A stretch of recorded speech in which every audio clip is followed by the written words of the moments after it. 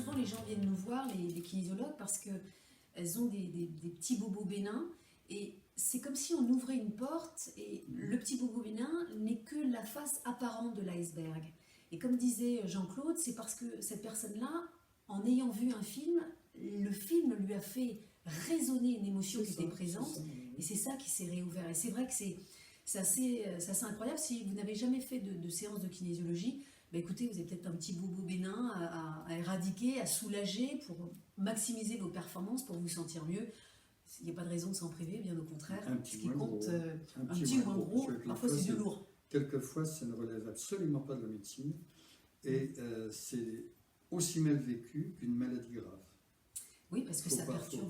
Je crois qu'il faut quand même le dire. Ça. Oui, c'est bien. Je vois des gens en grande souffrance qui ne sont pas étiquetables. C'est-à-dire, on ne peut pas mettre une étiquette, c'est telle souffrance. Non, il y a une grande souffrance. Et les causes sont très archaïques, très anciennes, et on y accède très vite. Et puis profonde, et comme tu dis, hein, souvent, parfois, il y a des gens qui viennent me voir en disant « Écoutez, tout va bien, mais c'est pas dans ma tête. » On me dit que c'est dans ma tête, mais c'est pas dans ma tête. C'est vraiment dans la tête et surtout dans le corps, hein, parce que ça, c'est resté. Alors, c'est vrai qu'on parlait des outils qu'on a. Alors, évidemment, il y a les livres qui nous permettent souvent de pouvoir travailler avec, puisque ce sont des fils conducteurs, comme des fils rouges. Puis après, on a des outils. Hein, donc là, je vais vous en montrer quelques-uns. Bon, je les ai pas tous, mais on a des outils avec lesquels on va travailler, puisque, comme disait tout à l'heure Jean-Claude, on travaille beaucoup avec la médecine traditionnelle chinoise. On a parlé des méridiens, on a parlé de l'énergétique, donc du flux qui circule dans notre être. Hein. On a parlé aussi des émotions, parce qu'on en a pléthore. Et c'est vrai que dans la médecine traditionnelle chinoise, on s'oriente autour de cinq éléments, le bois, le feu, la terre, le métal et l'eau. Et c'est vrai qu'en kinésiologie, on va rester dans des ambiances, et ce sont ces ambiances qui vont nous amener vers, on va dire, des formes d'émotions. On peut un petit peu échanger sur ça, Jean-Claude ? Alors oui, mais je voudrais revenir sur le terme que tu utilises en disant des outils. Les personnes qui ne connaissent pas, vous savez, mais de quels outils elle parle, mon Dieu. Alors les outils sont des techniques telles que des mouvements des yeux, comparables, si vous connaissez, tout à fait proches d'ailleurs à l'EMDR, mais ce n'est pas de l'EMDR, puisqu'on travaille plus avec le 8 ou avec le cercle. Et il y a plein on va dire, de techniques que la personne peut ensuite faire chez elle, toute seule. Donc, on lui donne les moyens de s'autonomiser. Il n'y a pas du tout de dépendance par rapport au kinésiologue. Ça aussi, c'est très important. Absolument. C'est-à-dire que les aides qu'on lui apporte, ce sont des aides techniques qu'elle peut reproduire. Et pratiques. Et tout à fait concret. C'est vraiment, et à effet immédiat. Donc je pense que ça, c'est bien de le dire, oui. Il faut le signaler. J'en parle d'ailleurs sur mon site. C'est vrai que quand Jean-Claude parlait des mouvements oculaires, c'est vrai qu'on sait qu'aujourd'hui, et ça c'est important de le souligner, ce que votre œil va voir, il ne fera pas la différence entre la réalité et la fiction.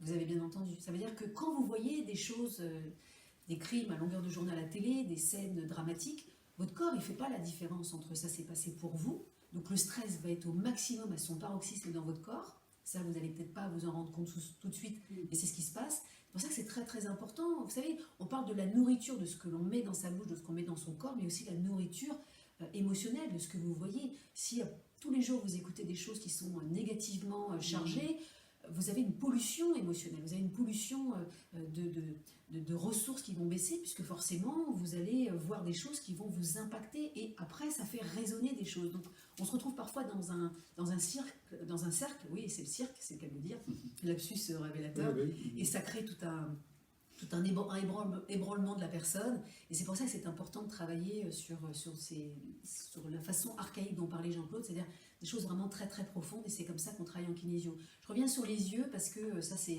absolument remarquable.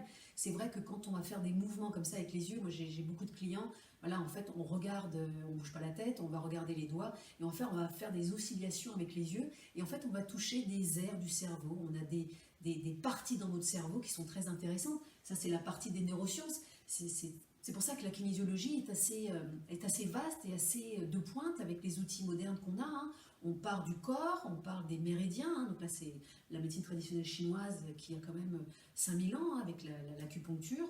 Et puis on part avec la modernité, à savoir avec les neurosciences, où on sait aujourd'hui que le cerveau a une grande plastique, qu'on peut retirer des émotions. Hein. Moi j'ai beaucoup de gens qui viennent me voir à rendez-vous, qui ont subi des choses douloureuses dans l'existence, que ce soit des deuils ou des séparations. Bien entendu, la personne qui a perdu un enfant ou un mari ou une conjointe pour certaines personnes, elle ne va pas oublier l'être qui lui était cher, mais elle va alléger son être de la douleur émotionnelle. Voilà, on parle de ça, on parle de poids. Et c'est ce poids-là qui va être retiré chez l'être.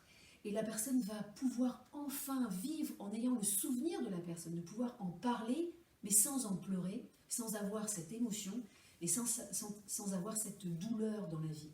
Et c'est tout ça qui est assez remarquable. C'est pour ça qu'on travaille beaucoup sur la potentialité de l'être. Et comme tu disais tout à l'heure, quand on part parfois de séances de kinésiologie, d'ailleurs il en faut peu, hein, ça peut aller entre, moi je vois des gens parfois pas plus de 5 fois sur une problématique qui peut être douloureuse. Donc encore une fois, quand les gens me disent j'aurais besoin de combien de séances, je ne sais pas, c'est comme l'école, hein. Il y en a qui font leur scolarité d'un trait, d'autres qui font des classes en moins, d'autres qui font des classes en plus. On n'est pas tous égaux. C'est pareil pour la kinésio. Mais c'est vrai que c'est important de mesurer combien on a des ressources et que c'est important de pouvoir se soulager avec des outils pratiques. Et quand vous repartez parfois chez vous, c'est vrai qu'il y a des petits exercices à faire ou parfois pas du tout.